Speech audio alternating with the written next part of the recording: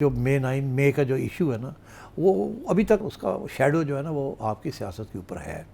और अब जब इमरान खान अभी भी जब गरजते हैं और जब पीटीआई जो है आसिम मुनीर साहब को अटैक करती है, तो उसका मकसद एक ही है कि अगर इसको रिमूव कर दिया जाए बाय हुक और बाय क्रुक तो खान साहब वापस आ जाएंगे।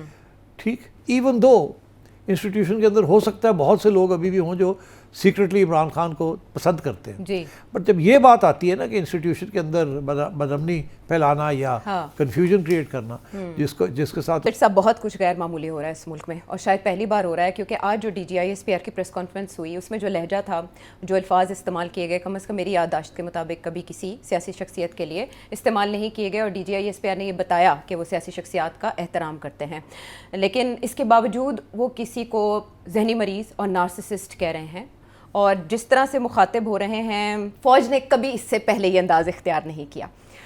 तो आपने भी सुनी वो प्रेस कॉन्फ्रेंस, उसमें सहाफ़ियों के सवाल भी बहुत दिलचस्प थे, उससे ज़्यादा दिलचस्प जवाब थे। क्या देख रहे हैं आप पाकिस्तान तहरीक इंसाफ का मुस्तकबिल इसके बाद, और क्या ये तारीख़ में पहली बार हुआ है? देखिए, हमने तो नहीं कभी सुना था कि खुलेआम किसी आर्मी चीफ़ की बेहुरमती हो, पर्सनल अटैक हो, कभी नहीं सुना था। पहली दफ़ा मियां नवाज शरीफ ने हल्की सी बात की गुजरांवाला जलसे में नाम लेके कि जवाब दें क्या कर रहे हैं। इससे ज़्यादा कभी ज़ुबान ऐसे कभी इस्तेमाल नहीं हुई। ना किसी आर्मी चीफ़ ने किसी सियासतदान के बारे में की, ना किसी सियासतदान ने आर्मी चीफ़ के बारे में की है। तो ये पहली दफ़ा है कि इमरान खान जिस किस्म की ज़ुबान इस्तेमाल कर रहे हैं अगेंस्ट एन आर्मी चीफ, ये हमने कभी इस किस्म की ज़ुबान सुनी नहीं थी। और ये अब पहली दफ़ा नहीं है, तो काफ़ी अरसे से लगे हुए। और पीटीआई जो है उससे बहुत, पार्टी जो है उसको सोशल मीडिया बहुत आगे निकल गए। और ये एक लेवल तक तो बंदा पर्सनल अटैक भी हो तो बंदा एक्सेप्ट कर लेता है, मगर हो ये रहा है कि इसके साथ साथ एक पैरेलल सियासत भी चल रही है। वो पैरेलल सियासत ये थी जो कि अभी भी शायद चल रही है कि किसी तरीके के साथ फ़ौज के अंदर को बेचैनी क्रिएट की जाए, बगावत करवाई जाए। जो मई का जो इशू है ना, वो अभी तक उसका शैडो जो है ना वो आपकी सियासत के ऊपर है।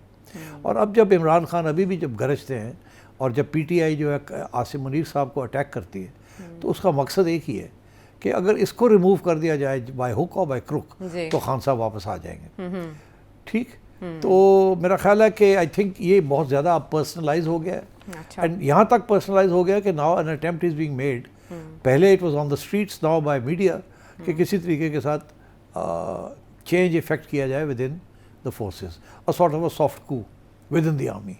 ना, ये तो कभी कोई फ़ौज एक्सेप्ट करेगी नहीं, एज एन इंस्टीट्यूशन ये नहीं होगा, और सख्ती के साथ इसको कुचल दिया जाएगा। ये कोई आर्मी भी इसको एक्सेप्ट नहीं कर सकती, एनी अटेम्प्ट, जिसे अब वो सबवर्जन कहते हैं with in the armed forces. तो ये तो बहुत सख्त इसके कानून हैं और सज़ाएँ हैं, और खान साहब तो और पीटीआई तो खुलेआम ये कर रही है अनफॉर्चुनेटली।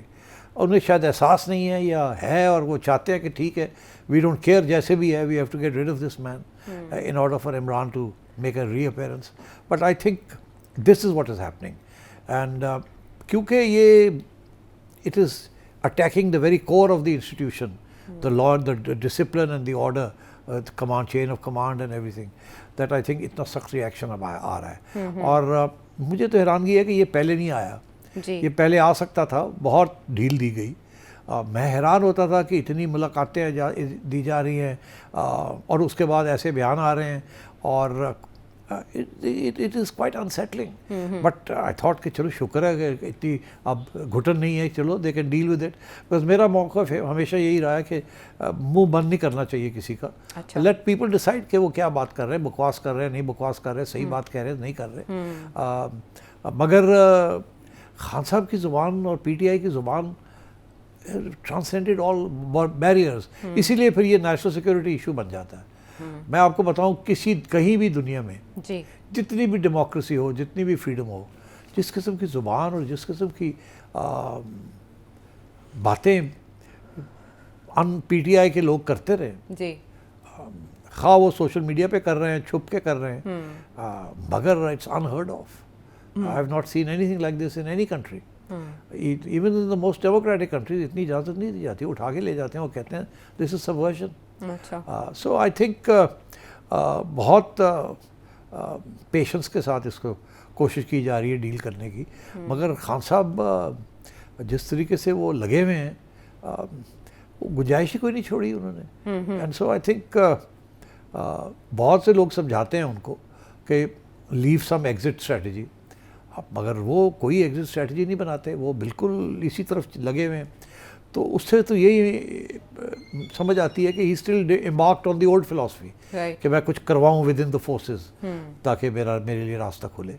ये नहीं कि मैं सिविलियन गवर्नमेंट से बात करूँ या कोई कॉम्प्रोमाइज़ करूँ, अब वो सीधे ही is going for the jugular. And I think this is something as an institution it will not be accepted, even though institution के अंदर हो सकता है बहुत से लोग अभी भी हों जो सीक्रेटली इमरान खान को पसंद करते हैं जी। बट जब ये बात आती है ना कि इंस्टीट्यूशन के अंदर बदअमनी फैलाना या कंफ्यूजन क्रिएट करना, जिसके साथ उसकी इफ़िशेंसी और उसकी नेशनल सिक्योरिटी आउटलुक जो है उससे तो वो उसे फ़र्क पड़ता है। तो I think the entire army then stands together, that is the ethos, यही ट्रेनिंग होती है उनकी। तो आई थिंक ये खान साहब की स्ट्रेटजी ठीक नहीं है। राइट। अगर ये कामयाब हो जाती है तो Pakistan will be significantly weekend. अगर ये कामयाब नहीं होती तो फिर इसी किस्म की policies, repressive policies, hard state policies. अब आपने देखा इसका रिएक्शन क्या है। मैं ये रिएक्शन नहीं देख रहा जो DGISPR ने बात की है आज, मैं ये देख रहा हूँ जो कल उन्होंने कह दिया जी अब मुलाकातें भी बंद हो जाएंगी। हाँ जी, उन्होंने कहा कि ये सियासी गुफ्तगू आपने की है। इसका ये मतलब है कि ये जो सारा इन्होंने कोशिश की कि जी किसी तरीके से एक ओपिनियन क्रिएट किया जाए, प्रेशर डाला जाए, वो काउंटर प्रोडक्टिव हो गया ना, रिबाउंड हो गया। आई थिंक ये this is a bad strategy. I think अगर आपने प्रोविंस चलानी है और आपने लिव एंड लेट लिव करना है तो then live to fight another day. ये तो नहीं कि आप अपने सारे एवेन्यूज़ जो हैं ब्लॉक करते जा रहे हैं, एक ऐसी कॉन्फ्रंटेशन की तरफ जा रहे हैं which can only hurt the PTI and the country. Okay, so आपने तो इसमें बहुत सी इम्प्लीकेशंस पहले ही बता दी कि क्या क्रिएट हो सकती हैं। तो मैं अब अगर इसको अपने क्वेश्चन को बिल्कुल ही शॉर्ट रखते हुए आपसे ही पूछूं, पाकिस्तान तहरीक इंसाफ और इस्टेब्लिशमेंट के दरमियान अब मामलात क्या पॉइंट ऑफ नो रिटर्न की तरफ पहुंच चुके हैं या अब भी गुंजाइश? नहीं, कोई गुंजाइश नहीं है। मैं समझता कुछ अरसे से पॉइंट ऑफ नो रिटर्न की तरफ चले गए हैं। अब तो there is more of the same, more of the same.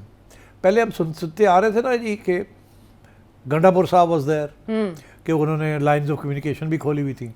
मगर जिस दिन खान साहब ने गंडापुर को फारग किया उस दिन मैंने सोचा कि अब ही विल अपॉइंट समबडी।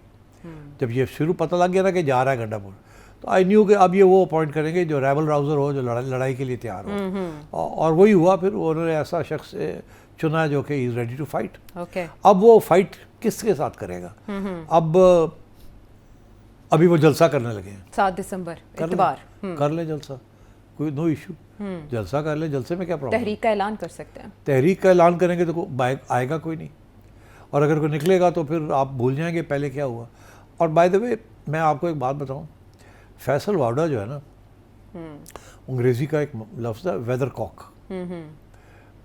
वेदरकॉक का क्या? मौसम की समत बता रहे हैं। हाँ, वो बड़े तो उनकी बात सुननी चाहिए, बिकॉज वो आपको बता देते हैं क्या होने जा रहा है, एस्टैब्लिशमेंट का रिएक्शन क्या होगा। हमारे एक आध और दोस्त भी हैं जो कि आपको बता देते हैं कि सख्त होगा, नरम होगा, क्या होगा, क्या, विच इज़ फाइन, अच्छी बात है। आप तो सुनते हैं, उनको समझ आती है, अच्छा तो ये तो बात सही कर रहे हैं, ये होगा। अब उसके जो नताइज हैं वो क्या होंगे वो अलग बात है। फॉर एग्जांपल आपने मुझे पिछले प्रोग्राम में पूछा गवर्नर रूल के बारे में। हाँ, मैं अब भी पूछना चाह रही हूँ। तो जरूर पूछे, फिर मैं आपको इसका एग्जांपल वहाँ ले जाऊँ। मैं असल में आपसे पूछना चाह रही थी कि जब पॉइंट ऑफ नो रिटर्न पे पहुँच चुके हैं तो अकाउंट बैन होगा, पार्टी बैन होगी, KP में गवर्नर राज लगेगा, क्या मजीद हो सकता है? आपको याद होगा पार्टी बैन करने का मामला तो चला था, रुक गया ना, कहीं गया ही नहीं। और वो तो बड़ा लंबा चौड़ा प्रोसेस है पार्टी को बैन करने का, वो इतने आसान काम नहीं है जी। तो पार्टी को बैन तो नहीं करना, ठीक। और बैन के साथ क्या होता है, कोई फ़र्क नहीं पड़ता। लोगों के दिलों के अंदर कोई चीज़ बैठी हो वो आप बैन करते जाए, क्या फ़र्क पड़ता है? तो बैन तो कोई फ़र्क नहीं पड़ता, ना ये करेंगे ना वो होगी। अच्छा, थोड़ी सी रिप्रेशन होगी। जो लोग अकाउंट्स अभी भी चला रहे हैं, जिनके इनको पता चलता जा रहा है, वो उनको बंद कर दिए जाएंगे, वो ये तो करेंगे ना। हाँ, तो फैसल वावड़ा ने तो गवर्नर राज की तरफ भी इशारा किया। अच्छा, इशारा, ये मैं समझता हूँ ये इशारे हैं। ये जब बात हो रही है ना गवर्नर राज भी लग सकता है, हम सोच रहे हैं, ये इसका मतलब लगना नहीं है। अच्छा, हाँ अच्छा, ये होती है धमकी। ओके, बिकॉज देखिए गवर्नर राज लगाना इन KP is a very difficult decision. अच्छा, अगर आप उसको किसी और तरीके के साथ मैनेज कर सकते हैं तो करें, अगर गवर्नर राज लगाना है तो फिर फौज भी भेजनी पड़ेगी वहाँ, and you don't want to do that. अगर ऑलरेडी फौज बलूचिस्तान में है combating as an Indian inspired insurgency, अच्छा, आई थिंक केपी में you need to have to build bridges, और आपको चाहिए कि a wise governor with power and a wise corps commander with power and may be even a national security NSA जो कि सिर्फ external नहीं internal भी देखे, अच्छा, and should have the authority to try and build bridges, और जो hot heads हैं PTI में उनको भी समझाने की कोशिश की जाए। एंड आई थिंक खान साहब इज़ बियॉन्ड कि उनको नहीं समझाया जा सकता। अलबत्ता ये ज़रूर है कि आई वुड से कि बुशरा बीबी के साथ राब्ते रहने चाहिए,